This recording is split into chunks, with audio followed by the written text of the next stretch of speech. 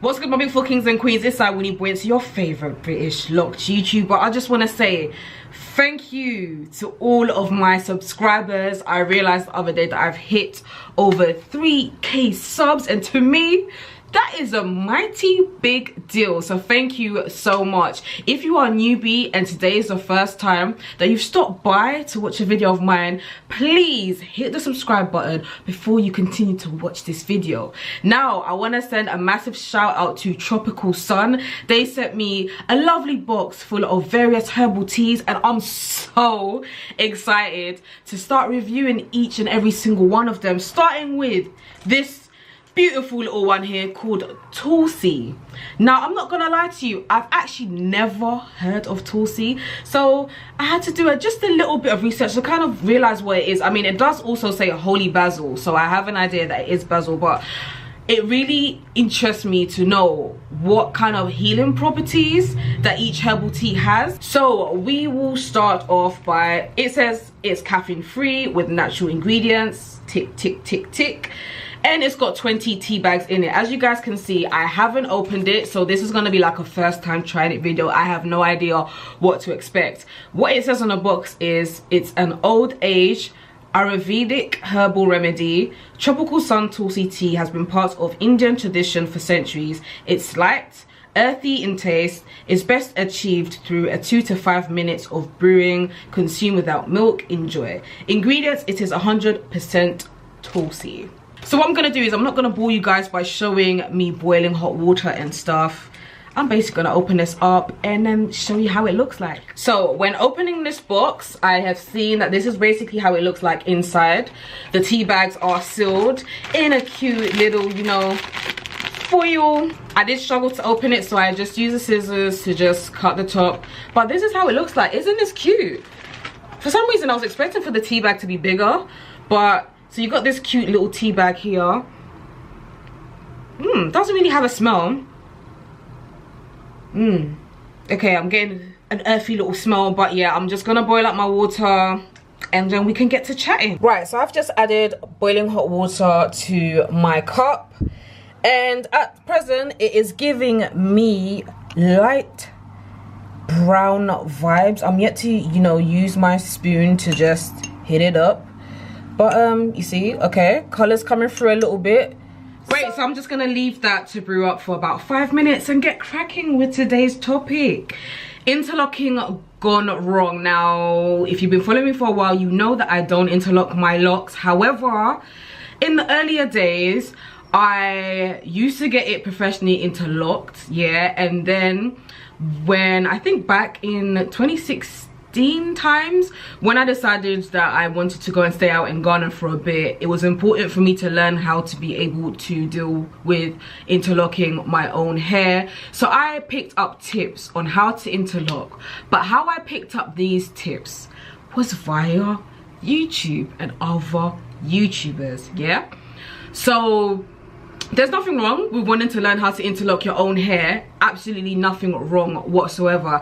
However, when you are inexperienced and you go as far as to do what I did, which was not knowing what the fuck you're actually doing, but doing it on your own hair, there are consequences, right? And I'm going to show you guys the consequences, or some of the consequences that I paid in regards to doing that. So what do you see? Do you see a smooth lock, or do you see a huge knot right there? This and this as well. To be honest, I'm actually quite happy that this lock in particular seems to be naturally thickening out anyway, so I don't think it's as obvious as this one, which is quite, you know, thinner in size.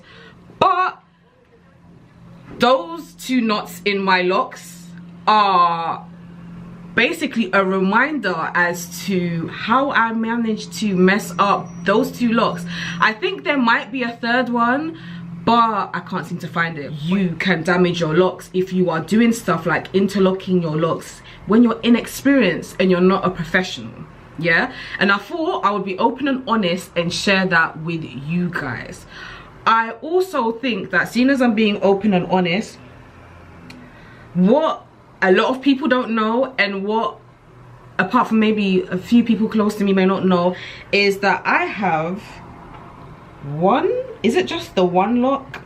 I can't remember. I think it's the one lock, which I'm currently holding right here, which actually at one point fell out because I had been interlocking so much and it thinned out and basically fell out. So I had to get it reattached, and I got that professionally done. So whilst this is not a knot from interlocking, I think hopefully my camera captures it. You can basically see all my natural locks here, and this part, I think the ending is also real, but there's like a small section here which you can kind of see is looks quite synthetic to me anyway. But that was basically a reattachment because my lock fell out from excess interlocking, and obviously I wasn't interlocking correctly and I was doing too much. So literally I thought that I would share this with you guys simply to say, yeah, if you are going to take the step of taking care of your own locks, make sure you're doing it with common sense. Make sure you are not picking up awful tips from wherever, whether it's blogs, whether it's YouTubing, whatever it is. I would advise that you talk to somebody or oversee somebody that knows what they're doing, because when you make certain mistakes with your locks, that's it. Like, you either end up losing your locks period and you can't fix it, or your locks are just jacked up and it's something that you just always have and will always be a reminder. Because at one stage I used to be kind of conscious about it, that people be able to see the knot in it.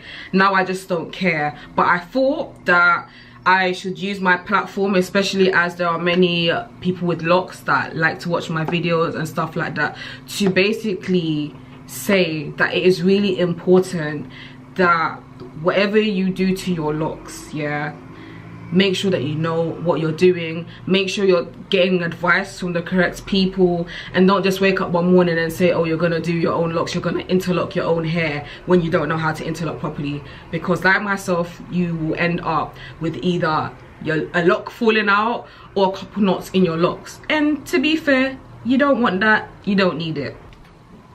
Back to my tea. I've left it for about 5 minutes. So this is the color of it. Me personally, I would look, let me get my hands out of the way. I would personally describe this color as a light brown with maybe some kind of greeny undertones.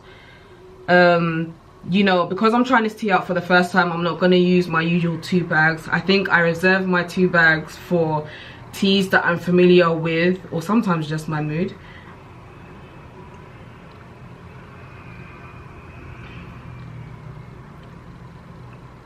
There's not really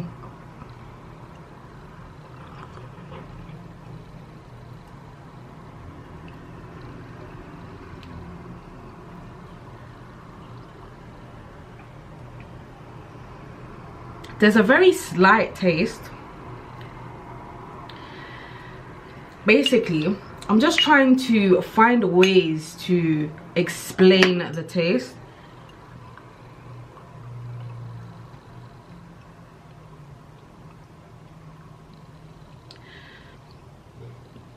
It's got a hint of just earthness. Like, it sounds dumb, but that's the best way for me to explain it. It's not bitter, it's not sweet, it's not a taste that will linger in your mouth, but it's very light and it's a very refreshing taste.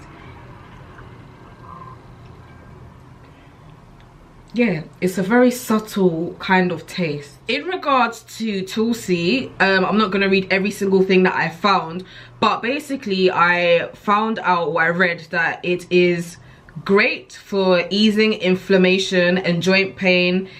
It's very good to tackle stress and anxiety, and basically other benefits as well that when I was reading earlier on that I found very interesting was the fact that apparently it's very useful for if you need help sleeping, so it's a good sleep aid. I also read that it's very good if you want to clear your bowels, you know, if you're suffering from stuff like constipation as well. I heard that this tea is also very, very good for, and it's low in calories but very high in nutrients.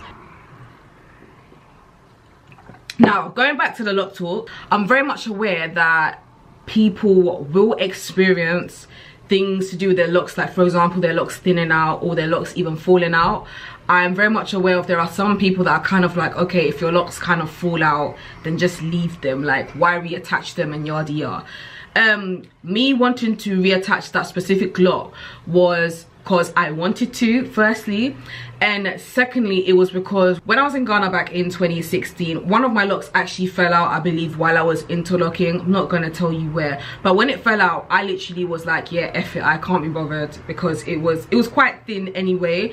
And yeah, when it fell out or whatever, I didn't bother reattaching it or anything like that. And funny enough, as my hair has grown over the years, you actually wouldn't even know that there is like a missing lock per se. But although obviously, you know, it hasn't had any effect on me, I did have another lock that fell out, which I've shown you was reattached, and I just felt like it was something that I wanted to do. You've just got to realize that your locks, like any other type of hair, can be quite delicate if you are overly manipulating it too much, if you are unnecessarily touching it too much, if you're using way too much products in it, if you're just doing the most and you're not just allowing your hair to be, then, you know, there are harsh consequences to basically doing that. But yeah, I hope you enjoyed this video. I am going to leave Tropical Sun's website in the description section below, so you know, if you want to check out what other teas they do and stuff, feel free to do so. But yeah, until my next video, you take care and be good. See ya.